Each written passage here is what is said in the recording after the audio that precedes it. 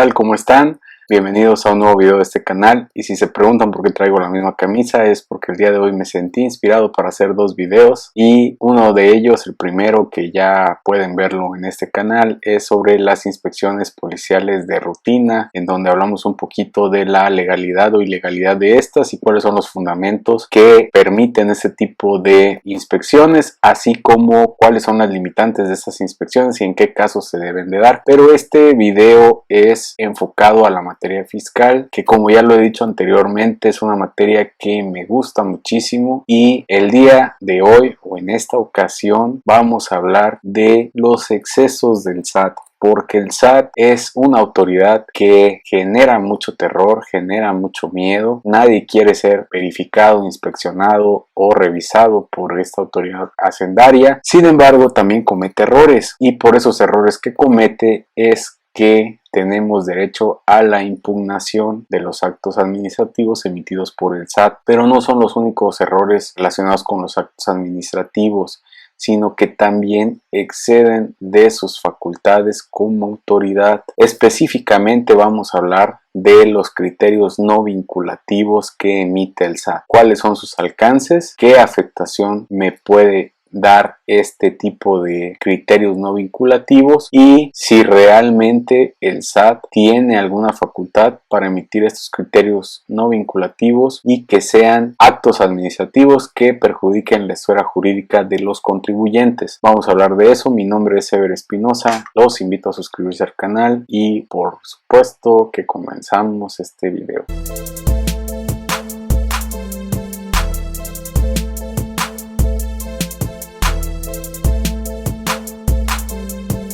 Como se los decía al principio, el SAT es una autoridad aterradora porque fiscaliza y no le importa tu capacidad económica. Si ve o detecta que hay algo mal en tu situación fiscal, te va a imponer un crédito fiscal y te va a afectar patrimonialmente e inclusive en tu libertad, porque si considera que hay la comisión de un delito fiscal, le da vista a la Fiscalía General de la República y estos pueden perseguirte por la comisión de un delito. Entonces, en la práctica, el SAT realiza muchas acciones que son hasta cierto punto dudosas, que van más allá de sus facultades, y específicamente nos vamos a basar en el criterio no vinculativo. Mantengo la opinión que el hecho de llamarlo no vinculativo pues se está aplicando erróneamente la palabra, porque lo correcto sería no vinculante, y esto de no vinculante quiere decir que no puede traer aparejada consecuencias jurídicas, porque el mismo nombre lo dice, son criterios no vinculativos o no vinculantes. Entonces, ¿qué es el criterio no vinculativo que emite el SAT? Es una opinión al respecto de ciertas situaciones que se dan en el ámbito fiscal. Pero ¿por qué razón les digo que a veces el SAT excede sus facultades en estas situaciones? Y es que si bien está facultado para emitir esas opiniones a través de los criterios no vinculativos, lo que no está facultado a hacer es infundir terror a los contribuyentes a través de estos criterios no vinculativos. Les voy a poner un ejemplo. Vamos a hablar de la previsión social. La previsión social, que viene contemplada en el artículo 7, penúltimo párrafo de la ley del impuesto sobre la renta, señala qué es lo que se considera previsión social, que básicamente es todo aquello que sirva para satisfacer contingencias o necesidades presentes y futuras de los trabajadores, y otro tipo de figuras jurídicas que no vamos a entrar ahorita en ese tema, porque específicamente este criterio no vinculativo habla sobre los trabajadores y la previsión social. Entonces, ese artículo 7 nos podría dar una luz sobre lo que es previsión social, pero el artículo 93 en sus fracciones octava y novena de la misma ley del impuesto sobre la renta nos dice que los conceptos de previsión social deben ser considerados como ingresos exentos. Por ahí sale una jurisprudencia de la segunda sala de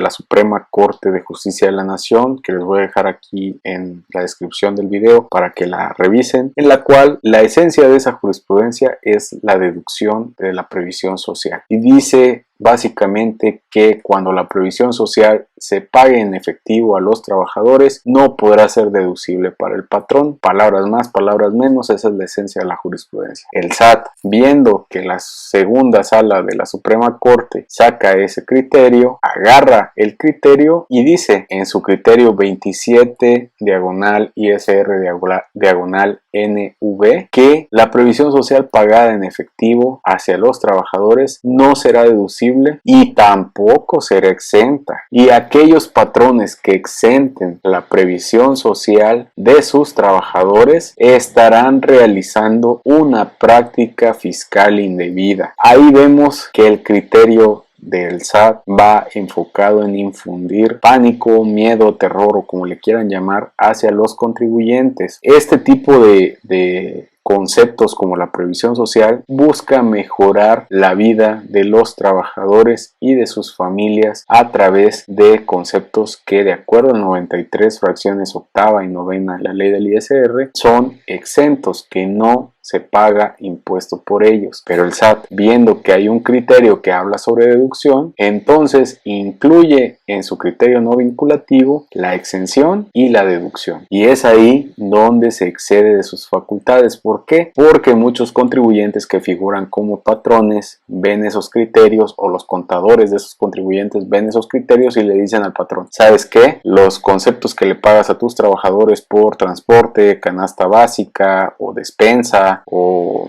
no sé, cualquier tipo de prestación que reciban los trabajadores, ya no se la vamos a exentar, se la tenemos que gravar y tenemos que retener ese impuesto, porque si no el SAT nos va a venir a señalar como que estamos incurriendo en una práctica fiscal indebida. Y esto es algo totalmente alejado de la realidad, porque hay otra jurisprudencia que le quita cualquier valor jurídico a este criterio no vinculativo. Señala que no procede el amparo en contra del criterio no vinculativo porque precisamente no vincula, es únicamente una mera opinión del SAT que no tiene efectos jurídicos.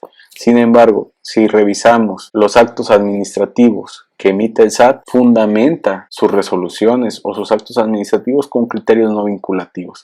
Y esos criterios no vinculativos no, aquí que se vea mi dedo, no tienen efectos jurídicos que puedan afectar a los contribuyentes. Entonces, hasta aquí dejaríamos este video. Les voy a dejar también la jurisprudencia aquí en la descripción del video, que señala que estos criterios no vinculativos son meramente informativos u orientadores, pero que no producen efectos jurídicos. Espero que les guste esta información, que me sigan en mis redes sociales, en Facebook, en Twitter y en Instagram. Aparezco como Ever Espinosa, y que se suscriban al canal y que compartan la información con más personas para que crezca esta comunidad. Nos vemos en el siguiente video. Hasta luego.